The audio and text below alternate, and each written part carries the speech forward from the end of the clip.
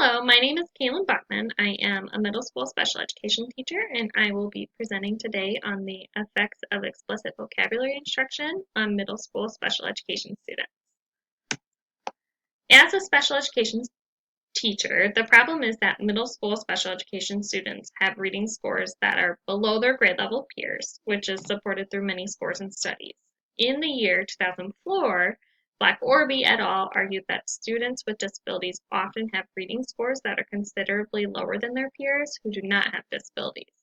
As you can see on the table on the slide, according to the National Assessment of Educational Progress in the year 2013, 60% or over half of 8th grade students with disabilities scored at the below basic level of reading. You can see that very few of these students scored at the proficient or advanced levels, which is why something needs to be done about this problem. Participants in this study were reading below their current grade level. They had an individualized education plan, and they also received specially designed instruction for literacy. These participants included 4 females and 3 males who were between the ages of 11 and 14, and they were also enrolled in a self-contained middle school special education class. I chose this research topic because many special education students extremely struggle in reading, specifically understanding what they read. One of my main goals of being a teacher is giving my students the skills to become independent as possible. So if my students were taught these skills and strategies in reading comprehension, I believe they have the potential to become more independent and hopefully more successful as adults. A huge problem in the United States is that there are low literacy levels. Per the Organization for Economic Cooperation and Development in the year 2013, 1 in 6 adults have low literacy skills. Also, the National Assessment of Adult Literacy concluded that in 2003, 14% or 30 million adults in the United States scored below basic reading levels. This means that people who score at the below basic reading level are only able to perform simple or concrete literacy skills, such as searching a short simple text, signing a form, and adding amounts on a bank slip. Even though Cheney in 2014 argued that literacy is a strong predictor of adult success, reading literacy and education statistics found that 50% of adults cannot read an 8th grade level book, paired with the fact that 1 in 4 children cannot read. In the year 2010, Archer discussed the impact of poor reading ability and that it follows a student throughout their educational career. The National Association of State Boards of Education in 2006 argued that low reading abilities will correlate with reduced achievement in spelling, writing, mathematics, as well as increased school dropout rates, lower chances of attending college, and failing to be successfully employed. When students are not able to gain these skills in reading comprehension, they are at a huge risk of not becoming successful, independent adults. Adults who score below basic reading levels are not able to read and understand information in short text. They are not able to use a television guide to find out what programs are on at a specific time, and they are not able to find or identify a specific location on a map. When students are not able to make these gains in reading comprehension, they are contributing to the cycle of low literacy levels, which Luther explained that parents who struggle with reading can be afraid or intimidated to help their children with these reading skills. So, to better understand how to prevent this cycle of low literacy levels, reading education needs to be examined at the school age level. In my own special education classroom, I believe that current curriculum and strategies that I've been provided with do not fully address my students' needs. So, some special education programs use a reading curriculum titled Start to Finish by Don Johnson Incorporated. These books are especially made for older, struggling readers to engage in chapter books at their own level while building a student's content knowledge and increasing their motivation in reading. So, through reading chapter books in the Start to Finish, students are introduced to new vocabulary, but it's only defined within the context of the text. Don Johnson Incorporated discussed that learning vocabulary during reading is more effective than direct instruction because it holds more meaning and it's immediately useful while they're reading. They explain that this form of vocabulary instruction is better because it increases vocabulary without the student's fluency being interrupted to look up unfamiliar words. In my own classroom, I felt that this curriculum and strategy wasn't giving my students the instruction and vocabulary to better help them understand what they were reading. So for these reasons, I conducted research to trial strategies that would be useful for my own special education students. To increase reading comprehension scores, Presley in 2004 explained that struggling readers need to improve their decoding skills as well as vocabulary knowledge. Additionally, Repley and Nichols documented a strong relationship with reading comprehension in a student's vocabulary knowledge. They explain that if a student has a higher vocabulary knowledge, they are more likely to have a better reading comprehension. So these all tie together. Another research team, Roberts et al. In 2008, they explained that direct instruction or explicitly defining words at a student's level and giving them structured opportunities to practice can increase vocabulary knowledge as well as reading comprehension scores. Continuously, Beck, McCowan, and Kukan described direct vocabulary instruction as directly explaining the meaning of the word while incorporating playful and interactive follow-up. So they explain that teachers need to provide learners with student-friendly definitions, clarify meanings by applying them to their own lives, and allow for numerous opportunities to use vocabulary in speaking as well as writing. Through this research, I did not find that these strategies have yet been applied to middle school special education students who are struggling readers, which is where my research study began to develop.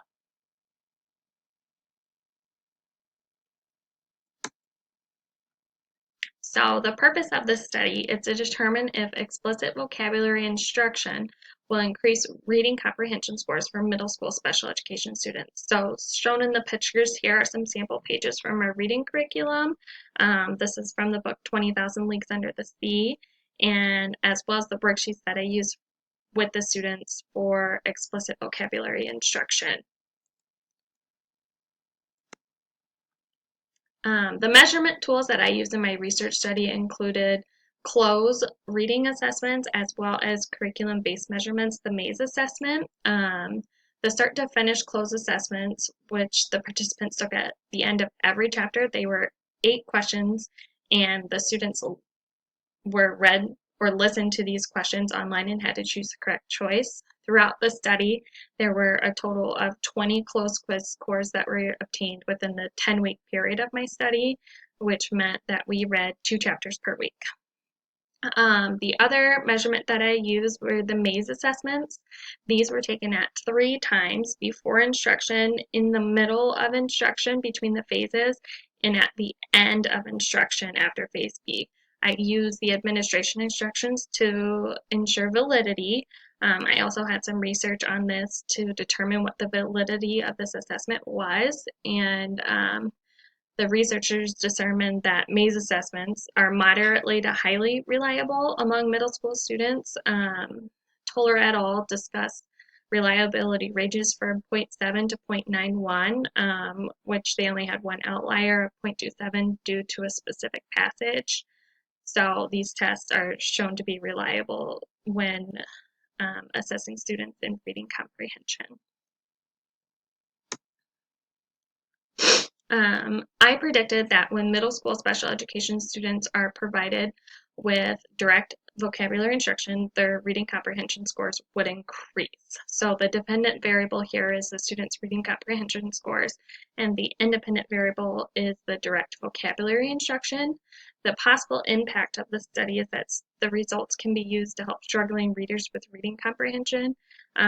With this strategy, reading comprehension scores and literacy levels would increase, and by teaching special education students a variety of reading strategies, they are more likely to become independent and successful adults. This study was completed in a larger urban district. It was in eastern Iowa at a low-income school. They were middle school special education students, 4 female, 3 male. All of my participants were receiving free and reduced lunch, and they all received their special education services in a self-contained setting. I was the special education teacher, and I also had two paraprofessionals.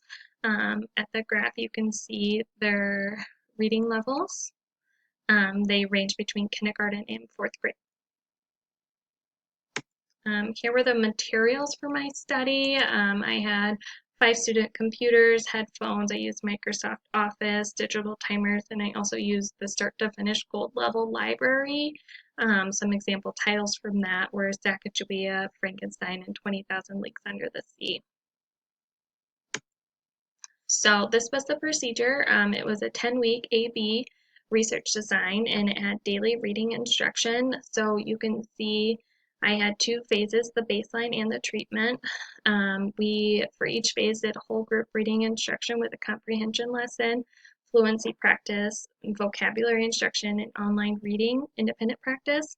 The only difference between these 2 phases was the vocabulary instruction. During phase A, we only defined the words within the context of the text, and during phase B, we did the explicit vocabulary instruction where I had student-friendly definitions, we had writing practice, and I did a real-life vocabulary instruction of what those words meant to them. So the purpose of the study was to determine if explicit vocabulary instruction would increase my participants' reading comprehension scores. I used a dependent sample t-test, and I compared the closed assessment scores with the 3 maze assessments. Unfortunately, the participants' reading comprehension scores, they were not significantly different than from phase A to phase B on their maze assessments, and I will flip over to this graph. You can see the comparison of each participant between the baseline and the treatment phases, and you can actually see some of their scores. Most of them went down. This will be further discussed in the limitations. And then this is the t-test for the close assessment. Again, these scores were not significantly different, meaning my study did not have a significant impact on their reading comprehension scores. The mean score for these students' baselines was 53 for phase A, 0.5, and then for phase B is 54.71. Again, this figure illustrates the comparison of each participant's closed assessments. It is important to note that some of these went up, which is good, but not a huge significant effect. This study had some limitations that I should discuss. First is the small sample size. Only 7 participants were used due to the nature of small class sizes of self-contained programs. We also had limited learning time for students with disabilities, and my students' test-taking abilities also may have had a huge impact on their scores because of due to low decoding abilities, their vocabulary knowledge, choice-making abilities, and lack of focus throughout the test. So recommendations that I had for the research should be conducted using additional Start to Finish books, other curricula, different testing procedures, and additional learning time. Some implications that were for this study in the classroom, special education students and teachers, they desperately need more strategies and resources to help them close the achievement gap, and hopefully by allowing them to do this, they will make more independent, successful adults. At home, parents need more strategies and resources to help their children to be more successful. And in the community, the impact of poor reading ability follows a student throughout their educational career. Our students are at high risk of dropout rates, lower academic achievement, lower chances of attending college, not being successfully employed. So continued research is warranted in this area. So special education students can maintain in their reading comprehension scores. When they do this, they are more likely to be contributing members of society, targeting one of the main goals of education, and breaking the continuous cycle of low literacy levels. And here are my references. I hope you enjoyed watching. Thank you.